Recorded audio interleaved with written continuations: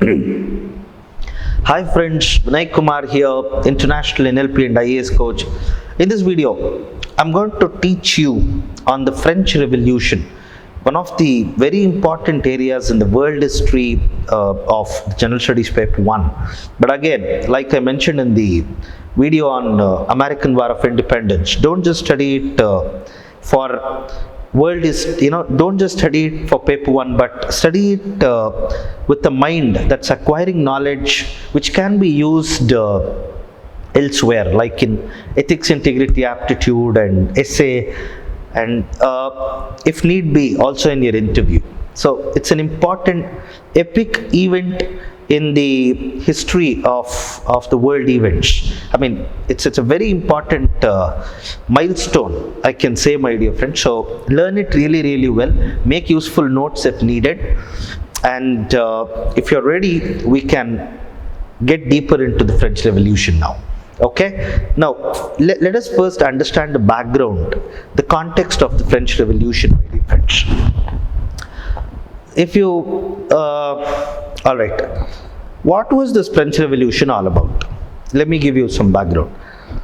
As you know, slowly as the towns flourished in the Europe with the emergence of Renaissance and all these things, my dear friends. After the Renaissance and all that, when the towns began to flourish, there was this middle class that got created. The commoners, or the middle class, the people who professed as teachers, doctors, lawyers, authors of several books, all these people. Now, what happened? These people, were the ones who were actually paying tax to the government. If you look at the then French society, it had three estates: the clergy, the nobility, and the commoners. Clergy were people associated with the church. Nobility was all these, the representatives of king, in representatives of the monarch in different parts of the empire, and then these commoners which had in it the middle class plus the peasants who worked in the agricultural fields. Now, so again, the middle class had the traders, the lawyers, the so many people, like I was mentioning, my dear friends. Now, these were the only people who had to pay tax. The nobility or clergy, out of their influence and power, had ensured that they did not come in the ambit of taxation. Okay? And the France, that was ruled by the Bourbon dynasty, for the first time, due to its continuous wars, had come to a point where it had to raise more revenue by new principles and new sources of taxation. So for which there had to be a meeting summoned among the three estates. There had to be a meeting between these three estates. The three estate meeting, which the kings had to call, so to introduce any new tax, had happened almost 175 years before the time the King Louis XVI called for one, owing to extremely bad financial conditions of France. Okay, so what happened when these three estates were called into a meeting to raise more revenue? For the first time, the middle class, like I spoke of, I'm not talking about the peasants, the poor. I'm not talking about the clergy and nobility, the clergy and nobility. I'm talking about this middle class, the traders, the other professionals. These people, they questioned the principle of taxation when they did not have voting rights. Look at here. They did not have voting rights, but they were the only people who paid taxes promptly. So the burgeoning middle class, the emerging middle class, discontent against this unequal order, was at the bottom line of the French Revolution.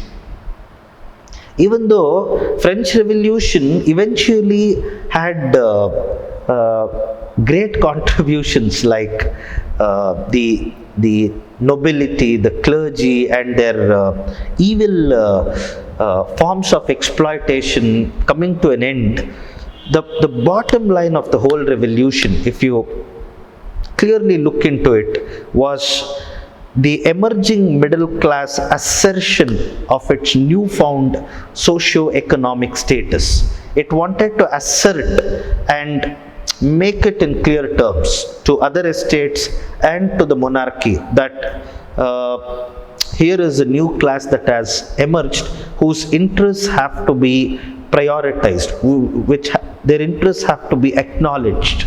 Are you connecting to what I'm trying to tell you, my dear friends? Of course, like I told you, it had so many other good consequences as well. But primarily, it was the struggle of middle classes to assert their newfound status. Are you connecting to what I'm trying to tell you, my dear friends? Perfect. Know this. This is the background.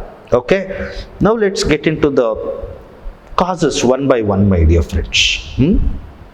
If you look into the causes of the causes that led to French Revolution, the second you hear of the word French Revolution, I know what are the three words that would come to your mind: equality, liberty, and fraternity.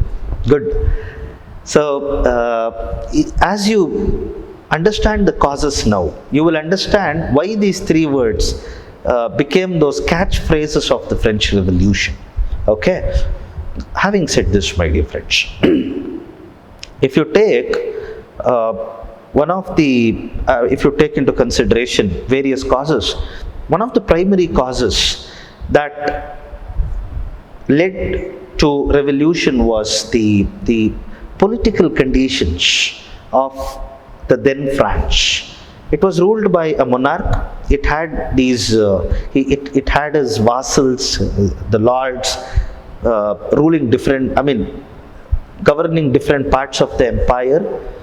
Now, the absolutism, misrule, and political anarchy, they had all come together at a time, creating a sense of misgovernance among the citizens of France. Are you connecting to what I'm trying to tell you, my dear friends? Okay. The king Louis XVI and his wife Marie Antoinette, were even though Louis was a good man, he was seen as a very weak administrator, someone who decided on important questions of state and statecraft by the advice of his wife, the queen, who was not liked very much by the French people, because she came from Austria and all that. And what happened was, his wife incurred in terms of their lavish expenditures and all that, my dear friends. Then France was in continuous state of wars, which had emptied the coffers, which had emptied the treasury, and all this combined with, as I told you, some form of absolute rule, where Louis XVI used to, the divine theory, the divinity of the king, okay, was not liked by the French people. This was one of the major causes. The political conditions in France at that time, okay, was like this, and this definitely wasn't in the best of French interest, which were understood by them and created conditions ripe for the revolution. Number one. Number two, social causes. Like I told you, there were three estates. There was clergy at the top, nobility, and then the common class, which had in it the middle class, the peasants, and all these people. Now, peasants, as you know very well, were an exploited class. Middle class, even though were not subject to exploitation, were brought into the ambit of taxation without due representation of their interests in terms of enhanced voting abilities and all that.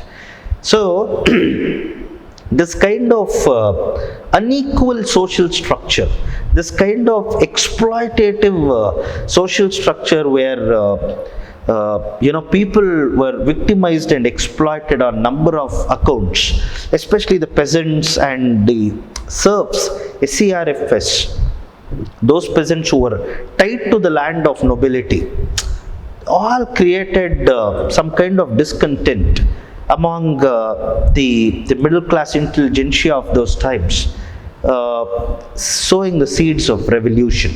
Okay, that's social cause for you, my dear friends. Coming to the economic causes, like I told you, the king introduced number of taxes that did not go well with the French. This salt tax, the paper tax, the property tax, all these things did not go really well with the French population, my dear friends. And most important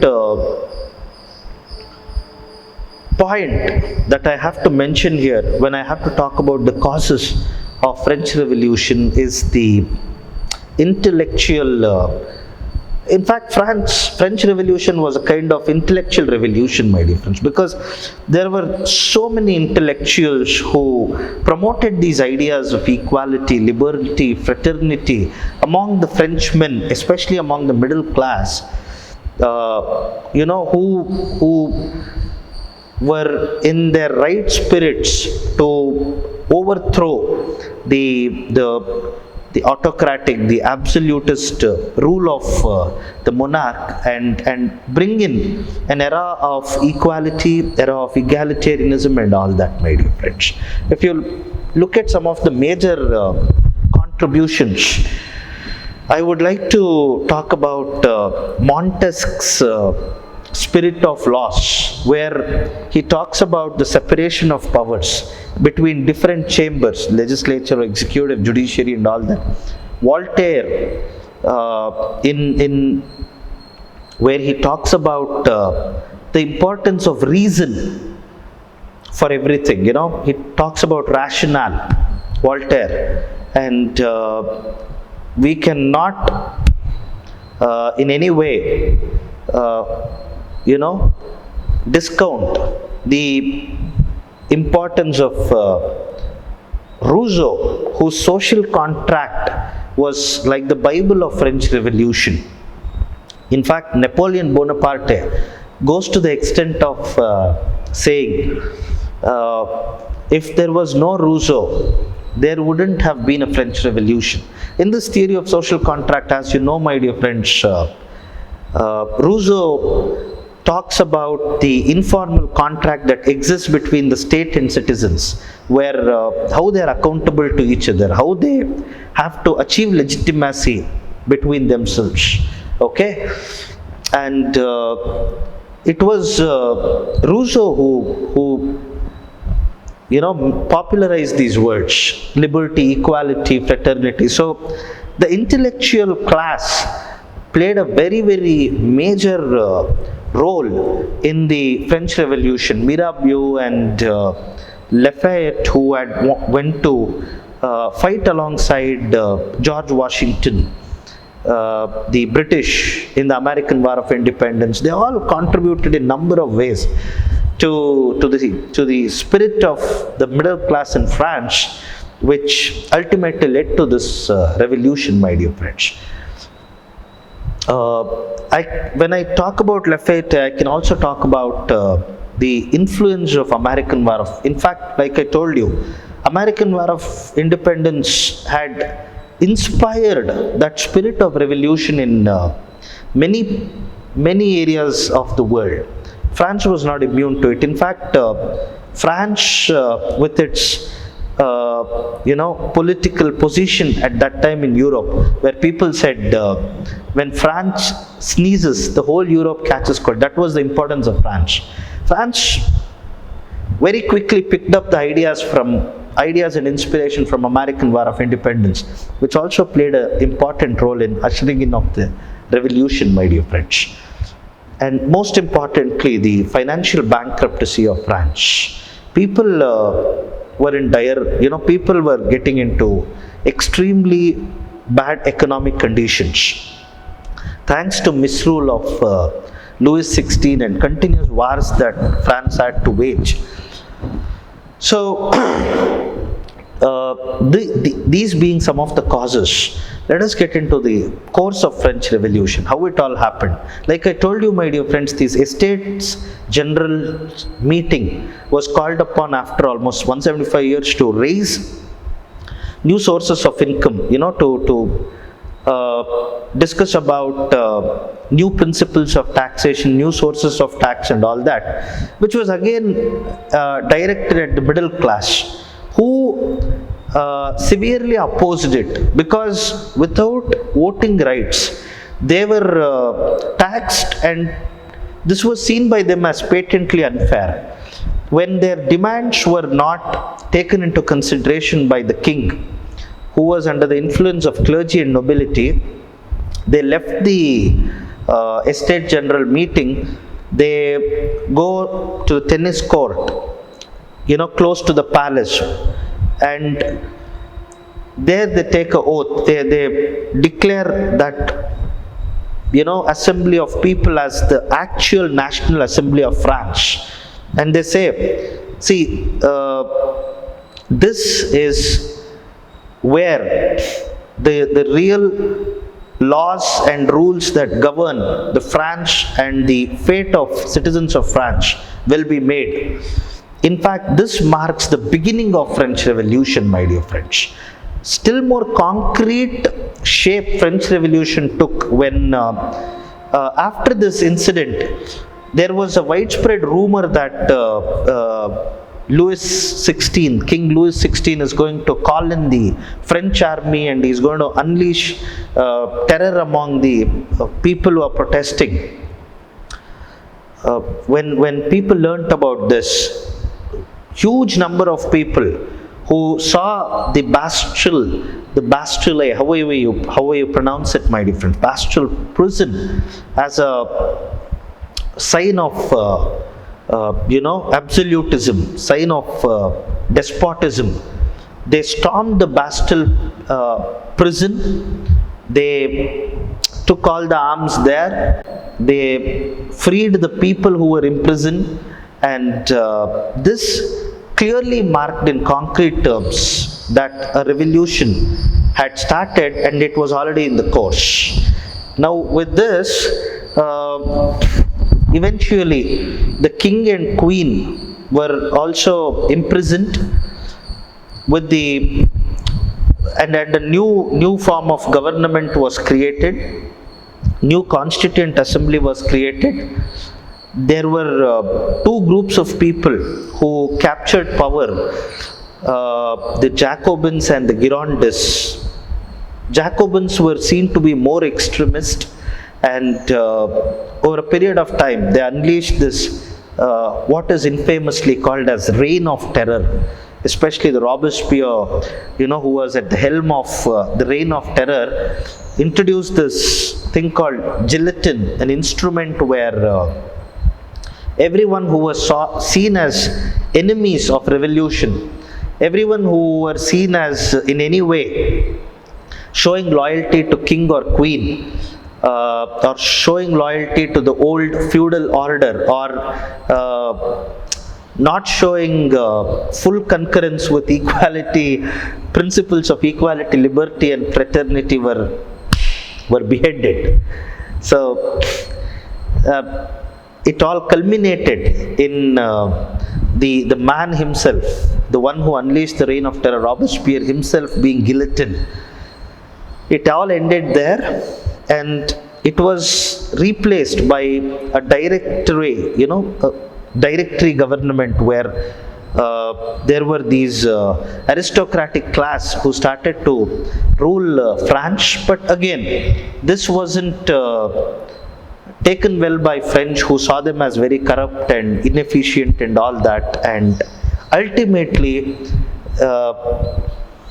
Napoleon Bonaparte coming to power, I can say this entire chain of events that happened, starting from the tennis court oath to the Emperor Napoleon coming to power.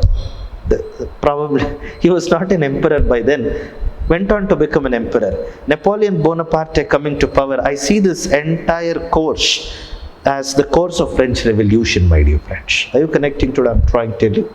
Perfect? Okay. So, having learned the causes and the course of revolution, my dear friends, let's look into implications of French Revolution. What are the implications French Revolution had for the world? French Revolution had introduced 3 golden words to the entire world to celebrate as a legacy: equality, liberty, and fraternity.